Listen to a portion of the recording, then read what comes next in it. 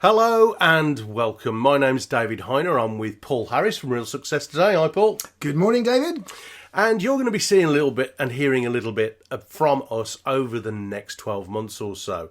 The two of us are going to help you become more effective, more resilient, and hopefully give you some ideas about how you can change the business you're running to make it more effective. And, as Paul would say, become a happy farmer. We'll try and make it light. We've got some amazing people to interview for you, but also actually, Paul, he's all right. You know, he's got something up here, and he's worked with how many farms would you say, Paul, by now? Gosh, probably 400 or 500, something like that. 400 or 500. Yeah. And I don't think there's ever been a time in my life, and I'm in my mid-50s, where farming is now going to come under the spotlight with food security. What do they call it when with the government funding and sponsorship of farming becoming less and less, us having to now be more independent in the food that we grow and stop relying on imports and export with the European crisis, the Ukraine crisis. And also then there's the manpower issues, you employing and recruiting. These are the kind of things that are going to affect you and your business and your farm and your animals and your family over the next few years in ways that perhaps you've never had to experience before. So we're going to try and help you a little bit. Why should you listen to us, Paul? Why should we listen to you? What's your expertise here? So, Real Success, my business, is a business that helps farmers to manage the whole people life cycle. So we are a specialist just in the people area, so we can't help with the government funding right now, I'm afraid, David. We can't help necessarily with some of the macro issues. So we're very much more about the micro issues on farm, from helping you to recruit your staff more effectively, then to retain them and develop them whilst they're with you. So we're really trying to address the sustainability of the labour force in farming. And I've been doing that now for 10 years in farming, 14 years in business, but I've been working extensively with agriculture for over 10 years, David. Why did you get involved in that? In agriculture, I fell into agriculture really. It was my background actually is sales, marketing, communication, helping people to work together more effectively. And I was asked once, years ago, when Business Link was still going, to run a workshop. So if those of you out there who know how long ago Business Link were going, I did a workshop on communication skills. And there was somebody in the room who is mentioned in the book that I've written recently, and they said that would really help us on farm. I went down to a farm in my corporate suit, expecting to, have a training room. How did that work out for and you? A projector. And I turned up in this farm, which shall remain nameless, but it was a shoot room actually, no screen, and these people all came in smelling rather odd. It was a livestock farm. The rest is history. So I quickly discovered that farming needs some support and help. All forms of agriculture, whether you're a dairy farmer, poultry, beef, horticultural, labour issues are one of the biggest challenges that the industry has. So my business very quickly pivoted. That was a word that came out in COVID, wasn't it? Yeah. Pivoted into just focusing on helping farmers to manage and develop their people more successfully. And we're probably we definitely are, as far as I'm aware, the only business in the UK that focuses purely on people in agriculture. Wow, that's a good, unique selling point if ever there was one. Yes, indeed. For my part, I'm ashamed to say you're looking at someone who, for the first 30 years of his life, strived for and achieved nothing at all. Mediocrity at best was mine, and I grabbed it with both arms. I woke up at the age of 30 having realised that actually it wasn't my lack of brain power or attitude that was stopping me. It was the fact that I was a little bit immature and I'm just a little bit afraid of having a go. I was more afraid of failing than I wanted to succeed. And it was me, not other people, that was holding me back. But the problem is I didn't know how to set goals. I didn't know how to think and behave more effectively. I was running a little catering business. That's where I get my Kung Fu Panda physique from. And we were very good at what we did, but it wasn't growing. It should have been at least 8, 9, 10 times bigger than it should have been. And I was the problem. I wouldn't delegate, and I was a control freak micromanaging the business. And I'm sure None of you do that, do you?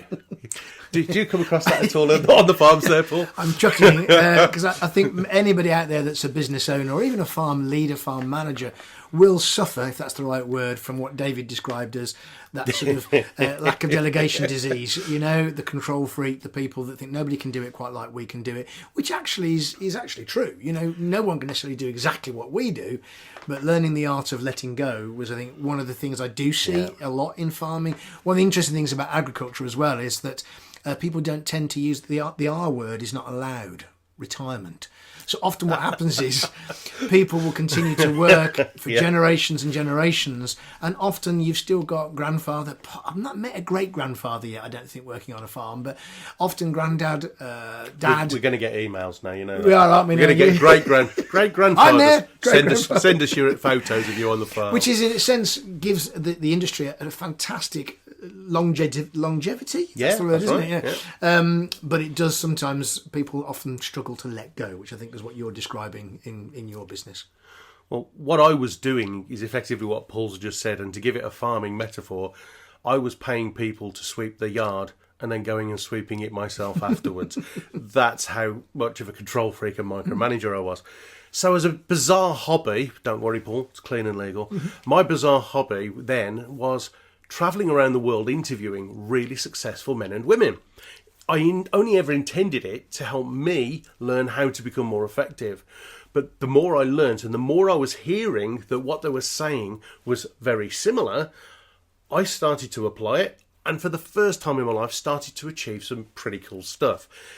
Then other people started asking me if I'd go and present it to their team or to their church or to their youth group. And I was going, no, I'm not a speaker. I wonder how many of you out there, the thought of giving a presentation in public would kill you. And so I realised that I had to learn how to present information if I was going to help other people to learn how to set goals. So I am a researcher.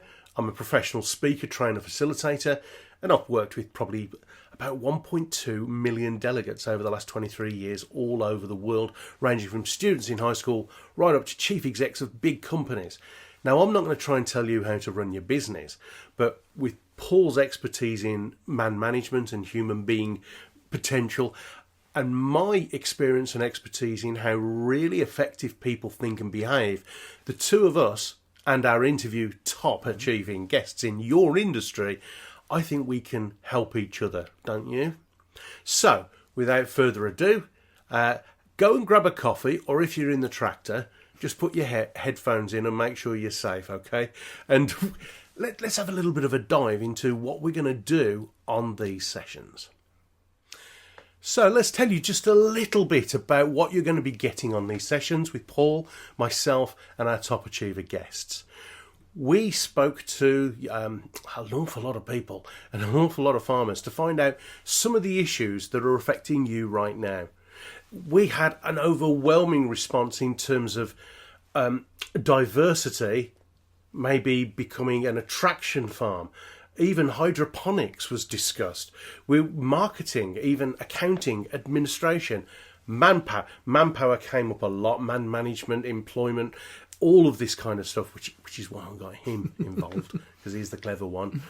Think brains, brawn. You're on the right track here, okay? I'm not sure about that, David, but we shall see. Bear in mind, we're both Brummies. Both Brummies. Sorry about that. Yeah. Sorry about that. We will try to hide our accents. So if you think we slip into Peaky Blinder at any point, just forgive us. So we're going to look at lots of different things, from even marketing of the farm to accounting, finance. We're going to interview experts in their field, but also that's about the business. These sessions are going to be about you as the farmer and the leader of your family, your farm, and your business. So we want to help you to become the best version of yourself that you can. So even though some of you, like me being a Brummie, would have said 10, 15 years ago that this is fluffy woolly, Dave, bit nonsense, why are you telling us? This is going to be about your well-being, your resilience, your levels of self-confidence, motivation, and managing our own attitudes. Because, as mentioned before, there's a chance that your industry are going to become the next political football, right in line with the police, the NHS, education sector, etc., for the issues we discussed earlier. So it's important that you're ready, that we don't react to situations, that we've actually prepared for them and have a solid plan and a direction for your family, yourself, and your farming business to go down. What would you say about that, Paul? I think you're absolutely right, David, that the macro environment that we're operating in, and every generation would say this, wouldn't they, that there's something new for our generation to cope with. And, whether it's climate change, the pressure on us as farmers to take care of the land, which is where the government in the UK are encouraging us to look after our land and going to pay us now through that methods rather than necessarily the basic payment systems we had before. So the world is changing. It's changing dramatically. The world of labour, the world that I operate in, for farming in particular, has changed dramatically with things like Brexit. We didn't have that on the cards a few years ago. So that suddenly changed the whole dynamic of the labour pool that we can dip into. So change is something that we know, without being too cliched about it, is constant, and we're going to hopefully help people to manage their way through that change process as well. There's a wonderful old quote that some of you may have heard of before, that if you always do what you've always done, you will always only ever get the same results you've always got. And it used to be a truism. By that I mean you can't argue with it, it's true. You have to think and behave differently to get a better result. But actually it's a bit worse than that these days, because if we keep only doing the same things, systems, processes, way of running the farm, way of managing people, the land, our animals, if we only ever do the same things we've always done, you're not even going to get the same things you always got, because of the pace and the relentlessness and inevitability of the change that's coming in your industry. And indeed, let's face it, it's already started. I think you'd change that phrase, wouldn't you? If you do what you've always done, you'll go backwards. It's as simple as that, really, because the world is changing so fast in so many different ways. And particularly one of the challenges I often see on farms is the next generation do want to change things, and the existing generation, maybe my generation, maybe yours, we don't like change, because a lot of people don't like change. There's the old-fashioned phrase, isn't there? The only people that like change are babies in dirty nappies. Other than that, none of us particularly like change, but we've got to embrace it. And hopefully this programme will give some tools and techniques for you out there to help you manage that change. Yeah, so true. We want to give you a little more confidence, certainty and conviction. A friend of mine in the speaking world, Mr. Nigel Risner, he's got this great quote. Let me quote Uncle Nige for you. He says that most people think or assume they're afraid of failing. And he says it's not true. And by the way, I have checked with psychologists and they reckon this is absolutely true. He said it's not true that you fear failure. What we fear is uncertainty. Can I ask you to consider times in your farming business or your personal life where you wanted to make a massive change, but you didn't? Now, if you would have had in that situation absolute certainty, confidence and conviction about what to do, why you should be doing it, how to do it and what the outcomes might be and the potential consequences, you'd have been more likely to have had a go. Think of moments where you didn't or did take action, and you probably did take action when you had that level of certainty, confidence and conviction to back up all of our fragile egos. So we're going to be interviewing experts, we're going to be sharing advice, information. If you only take one thing from each session and apply it to yourself, your family, your business, your farm, your land, your animals, then we think you're going to get huge value from staying with us for a while. You can get in touch with us and please tell us what it is you want to hear, what you've enjoyed, what you don't enjoy, apart from our droning Brummie accents. We can't do anything about that. And we're looking forward to working with you. So, Paul, let's get into the meat of this first session. And rather than interview an expert, I want to... Sorry, you know what I mean by that. I'm not saying you're not an expert. Rather than interview one of our special guests... Yes. Our extra special guests. I want to dig really deep into your specific area of expertise, which is man management. Now, there are lots of gaps in a farmer's development. Sometimes then they've got no business acumen. Maybe they've never learned how to run a business. It's I'm sure all the farmers listening to this have got a far better grasp of animals, land, agriculture, plant machinery and property than you or I. But in your experience of working with over 400 different farms, what do you believe is the most significant skill or knowledge gap that farmers are facing right now? And especially when it comes to actually managing the farm. Yeah, so now you might think this is an obvious thing for me to say, given the fact that my business is around people. But certainly in all the conversations that we have with farmers, and what farmers tell us is when they're together and they're talking about their biggest challenges, it's always people, it's staff. It's how do we find staff, how do we keep them?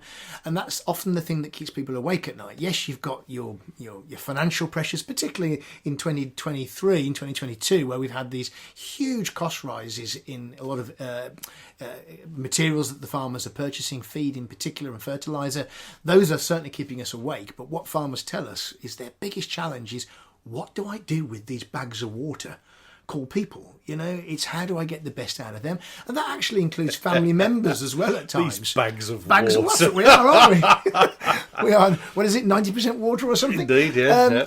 But that actually includes family members as well. Some of the challenges we can have are, how do we integrate a family member, a son or a daughter that's maybe moved away for a while, bring them back in? So the biggest challenge, I believe, is how do we get the best out of the people that are working on our farms? Even if we're in a small farm, and even if you're a very small farm where it's just you and a partner, how do you get your best out yourself? So it still comes back to how do we, again, using this phrase, bags of water, how do we get the best out of the people that are on our farms and working with us? That's the biggest challenge, I think.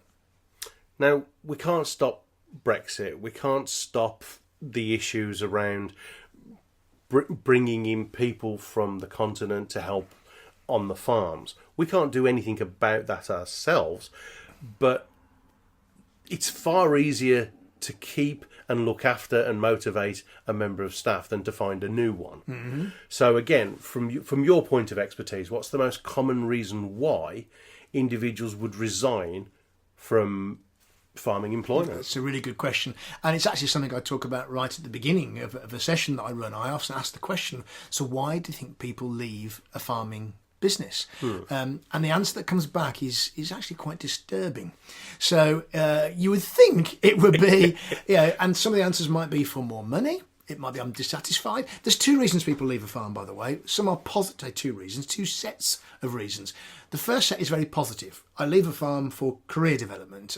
It could be a partner's moving job. I need to move around. So there's lots of positive reasons why people would potentially leave a farm. But what I'm really concerned about is what you would loosely call the negative reasons, or the less positive reasons. And those tend to be around things like working conditions. It could be working hours. It could be pay. It could be I don't like the house that I'm living in.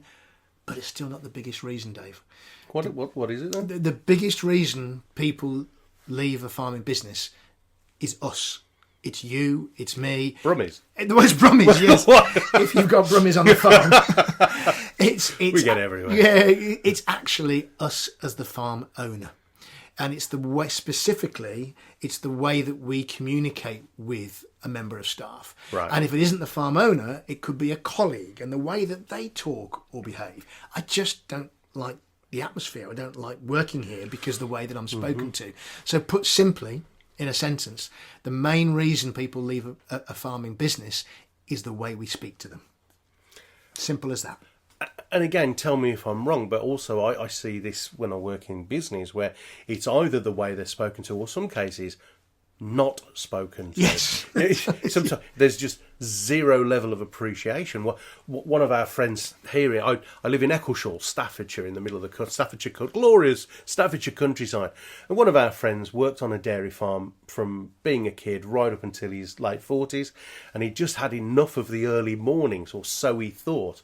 And when he left to go and work at another business, it took him about 18 months, 2 years, but he's now gone back to the dairy farm where he worked before because he missed the cows. Now, he just genuinely had this affinity with the animals, and he missed it terribly. But he said it would have really helped if the farm owner would have perhaps communicated more, tell us what we were doing wrong, what we were doing right, but he actually didn't say a lot. Yeah, and we often hear this phrase on farms when we're talking to staff about lack of communication. The biggest problem on this farm is lack of communication. Yeah. But you actually need to drill down into what people mean by lack of communication, because for some people, and we'll talk perhaps about our different personality styles, for some people, they don't want to have long conversations. For other people, they do want to have a detailed conversation. That's true. For other people, they want you to talk about me and my family. And for other people, they're not really bothered about a conversation as long as it's good fun. So we've got to understand that the one size fits all in terms of communication doesn't work. And I think certainly in my career, and I'm at the back end of my 50s now, if I'd known some of the things I know now at the beginning of my career, that actually not everybody I'm going to work with sees the world through my eyes. And therefore how I think and then how my thinking affects my behaviour, that's not going to be the same with everybody that I meet. And there is this sort of subconscious desire, I think, when we go to work in the morning, I just want people to be like me. I want to be able to get on with people like me. Yeah. I want to be able to communicate with people like me. And often we leave school, I know you do a lot of work in schools, Dave, we often leave school not actually being equipped with the tools to know that people at work are not going to be like me. Some will be. And sometimes those are the ones I just click with and I get on with really well. And others, you just scratch your head and think, why have you reacted like that to the way I've said something? And that really is the nub of the communication issue. And then we talk about quantity of communication and do we ever sit down and have staff meetings and things like that. But actually, it's generally the style of someone's communication more than the quantity of the communication that actually affects how well that communication is received. Oh, I like that. Say that again. So it's actually the style. So the simple way to remember it, it's not what we say, it's how we say it. Yeah. And that you'll have heard your grandma or someone say that. And often a misunderstanding is that part of culture, certainly part of British culture, is treat other people as you wish to be treated. You've heard that phrase? Treat other people as you wish to be treated. Now, from a respect and manners perspective, that works really well.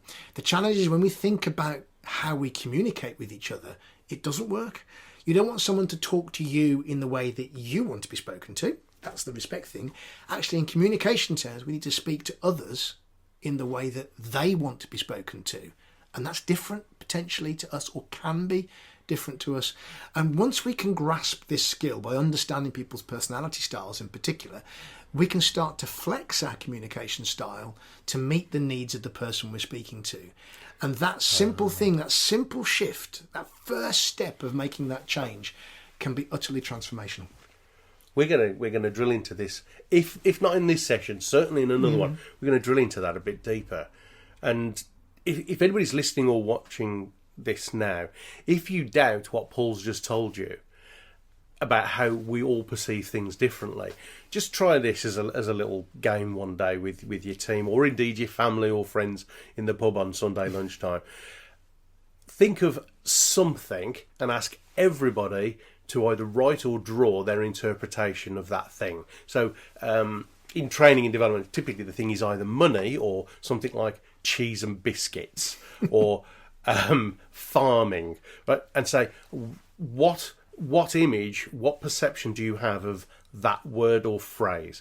And whatever comes to mind, I guarantee most, if not everybody, will have something completely different. So if, Paul, I was to ask you, what image comes to mind when you think of cheese and biscuits? A block of cheddar and a packet of a mixed bag of crackers. So a block of cheddar and a mixed bag of crackers. For me, especially being a former chef, I think of an elaborate cheese board on a beautiful wooden oak polished cheese board. It's got a fresh piece of Stilton, my favourite, Shropshire Blue, a nice mature Somerset Brie, little bit of cheddar just for Paul because I know what he's like, and some little thin strips of celery, a nice bunch of seedless sweet red grapes, and a basket with a red napkin in, and a little full of biscuits and a little pot of butter. You see, everybody's going to have a different perception. It'll be the same with farming, money, how you speak to people, how you ride a tractor, how you do the fencing, how you pull taut the barbed wire on the top of the fence. Everything in your life and business, everybody has got their own interpretation of what's true in that situation. So I think, and please tell me if I'm wrong, Paul, what I'm getting here is that we don't just have to be careful what we say, we have to understand who we're saying it to and bear in mind the style of our communication to get the best result. Absolutely. The other phrase I would use is words matter. Yeah. Words matter. So often people will use words to describe a situation, a person, and often people will say, oh, I don't like it when people just talk a load of fluff. And I say, what do you mean by fluff? And actually, that word can mean different things to different people. Yeah.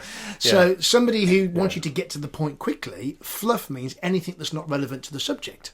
Somebody else could say, well, fluff means when you get all emotional and all personal. I don't need to know any of that. So even all the words that we use and how we use them mean different things to different people. And the way that we use language and tone and body language, all these different factors will affect how a message is received. And this might sound like it's far more technical than it is. It isn't. It's really straightforward. Once you understand how your team are wired, then we can start to flex our communication style according to the person that we're talking to. Now, you don't have to be some sort of genius, some sort of Einstein to do this. There's some very simple tools you can use. Lots of them are out there to profile people, psychometric testing, personality profiling tools that can be used to help you, first of all, understand yourself. Yeah. Because in all good communication and personal development, understand self first. So an element of self-awareness of how we might come across to people. So we've laughed and joked about our Birmingham accents. People will actually make a judgment, even on the basis of your accent. It's true. So we've got to recognise how we're coming across to others first. Once we've done that, we can then understand how other people are wired for communication and thinking and behaviour, and then we can adjust as a management, in particular, managers and leaders, we have to go first.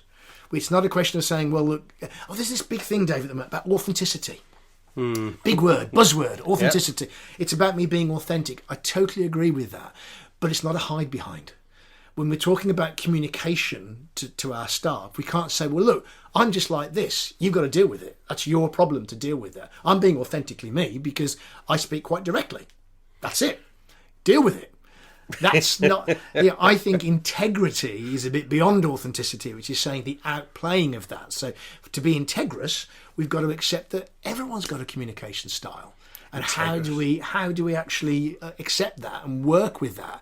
And then we're talking about what I call authenticity is also integrous. It's actually genuinely understanding that my style may not be right for somebody else.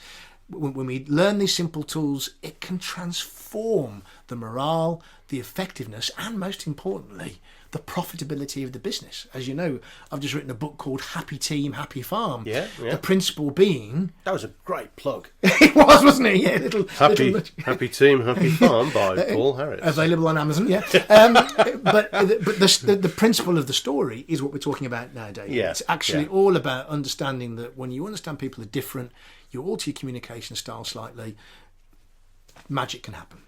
Now, you've alluded to it there. But so in the specific context of the farm and the farmer, the leader listening to this right now, why is it important that we speak to people differently? What's the benefits to them? You've highlighted a couple already, but... Yeah. So, I mean, the key thing is how, as a leader and a manager of the farm, we want to get as much as possible, don't we, out of our team. Yeah. If the team are all performing at 100% of their ability and their capability, then we're going to be more successful as farms. And going right back to the main reason people leave a farm, and therefore the main reason people won't perform as well on a farm, is simply the way we speak to them. Yes, we've got to get other things right too, and perhaps we'll talk about those another time, the working conditions and how we treat people and the hours and what their houses are like. All those are important. But again, you could put me in the best house on your farm. You could pay me the most money. You could give me lots of holiday. But actually, if you don't speak to me in a way that works for me, eventually my performance will drop. So it's about performance, effectiveness and profitability. Which in turn then would reduce stress. Yes. And like it. Yeah, absolutely. And make more time. Yeah. That precious commodity we're all striving for. Because there are some farmers who go to my church, and the ones I speak to say there's just no time to do anything. What are your hobbies? Sleeping.